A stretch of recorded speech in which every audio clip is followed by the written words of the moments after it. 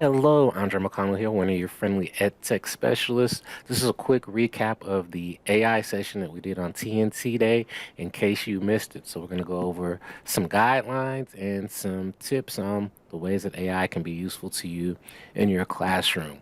To answer one of the frequently asked questions right up front here, no, we're not going to do anything as a district to block any of these AI platforms. In honor of our vision to shape today's students into tomorrow's leaders, we feel like this is something that we need to embrace because it's definitely not going anywhere. These tools are just going to become more and more prevalent in our everyday lives. So we feel like we need to go ahead and start looking at ways that they can help us as instructors and as students to teach and learn. We do have some guidelines posted on our instructional technology website under teacher tools. It talks about some academic integrity, citing your AI sources whenever you choose to use it, and then a safety and privacy policy. We do ask you not to encourage students to go out and create accounts in these different AI platforms. We're working on getting some approved. That being said, we know that students are already using this.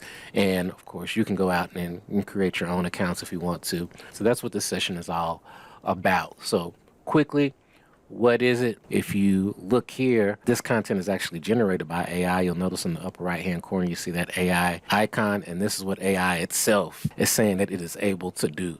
As a teacher, you definitely recognize some of these cognitive functions that are listed here, and these are coming straight from, you got it, from Bloom's, right? So that's impressive, kind of exciting, but also scary because we know this is what we're striving for students to be able to do. We want them to be able to do these things, and we definitely don't want that supplanted by AI.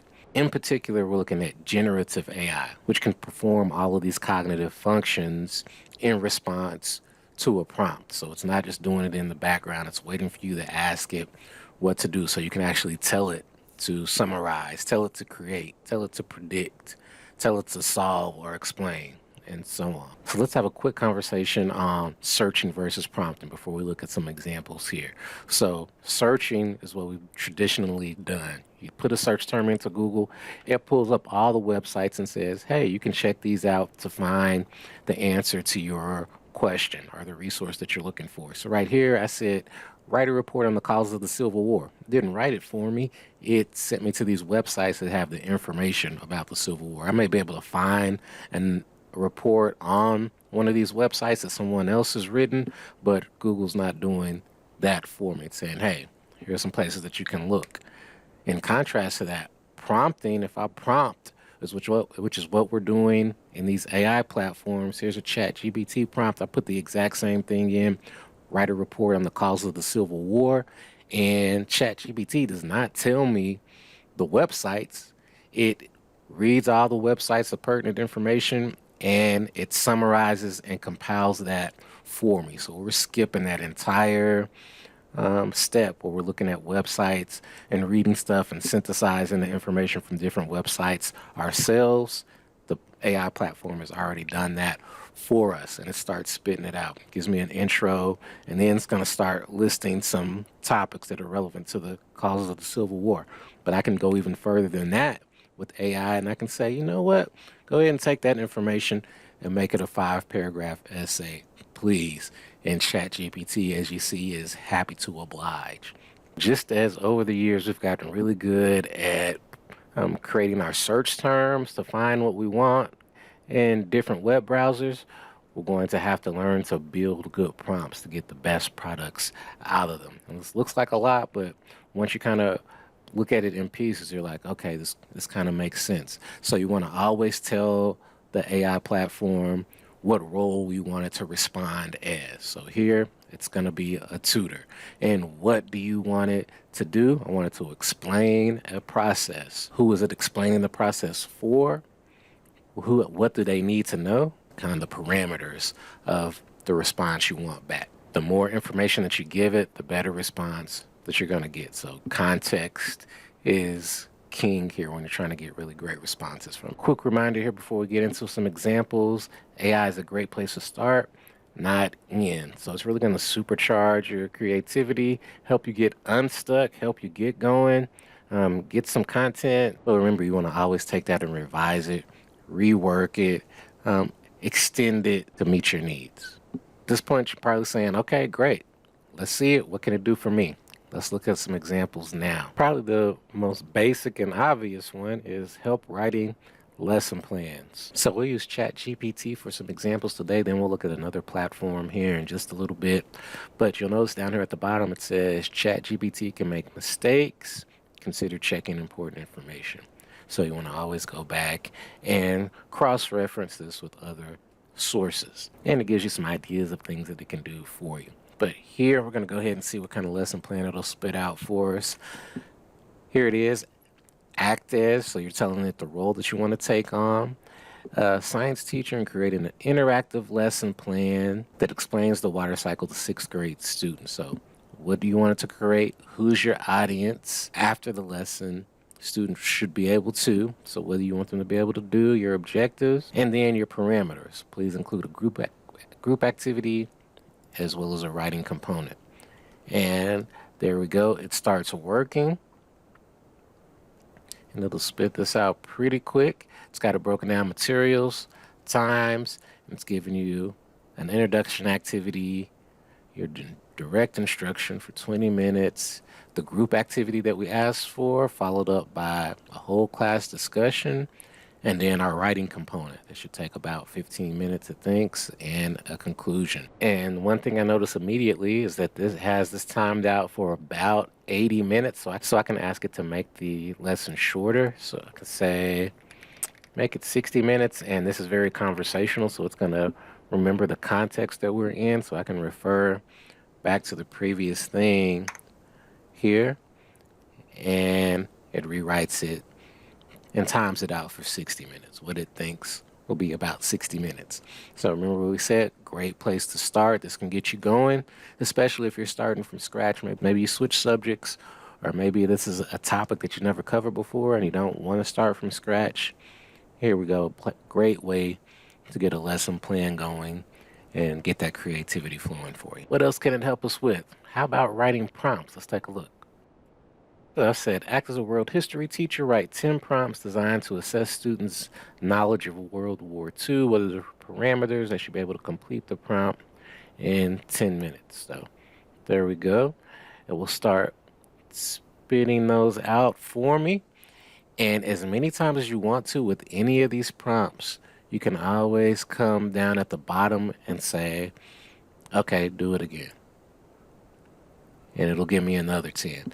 And you can't max this out. It'll revise and remix and redo, recreate as many times as you want. So I could say regenerate, regenerate, regenerate until I get what I'm looking for. And I've never taught this subject, but these look pretty decent to me. So we have describe, explain, compare, discuss, analyze, evaluate, another describe, assess. So some good prompts to get students going. AI can also provide feedback on something that you've written. Let's take a look. Here I have a message that I want to send to parents. It was the end of the day. I'm just fed up with cell phones. I'm going to send this out to parents, reminding them of the policy and asking for their assistance.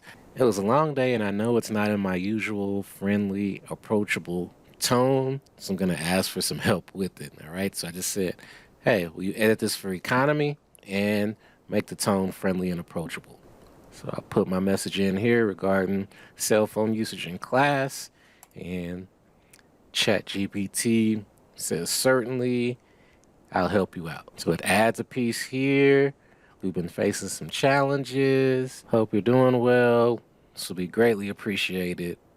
And none of this was in my original message, but it understands that I'm asking for friendly and approachable and helps me out with that. AI can help generate examples. You can never have enough of those, especially those real world use cases that students always want to know about. So I want to give some examples of when algebraic equations are used in everyday life. And there we go. Right there for you. So when little Johnny asks, when am I going to use this? Here you go, little Johnny. There's 10 reasons right there. You want 10 more? That's not enough. You want some more? 10 more, please. There you go. I can do this all day. How many more you want? Ooh, help writing review questions. You've been teaching the topic all week. You're tired of thinking about it. You want some fresh questions, ways for students to think about it. Ask AI for help. Act as 11th grade astronomy teacher, and students have just read the first chapter, and even though the platform doesn't know the name of the book that I'm talking about, it knows the topic. It knows astronomy and what would go into the beginning chapter of an astronomy class. So, see what it comes up with, and there you go. And it gives you some information here. It says these questions cover a range of topics that are likely in the first chapter of the book. And of course, you go back and find the ones that you want to use. Have a list of vocab words that you want students to study, but you don't want to come up with the examples of how to use them in a sentence and put in the blanks and all of that. So you're a ninth grade teacher. You want a 30-minute learning activity designed to teach students these vocabulary words. And here we go. Materials, intro, ooh, charades. Who doesn't love that? Sentence creation, a multimedia exploration. Cool. And a conclusion. And you could even say, hey, go ahead and create a list of fill in the blank sentences for me. I want to give them a quiz.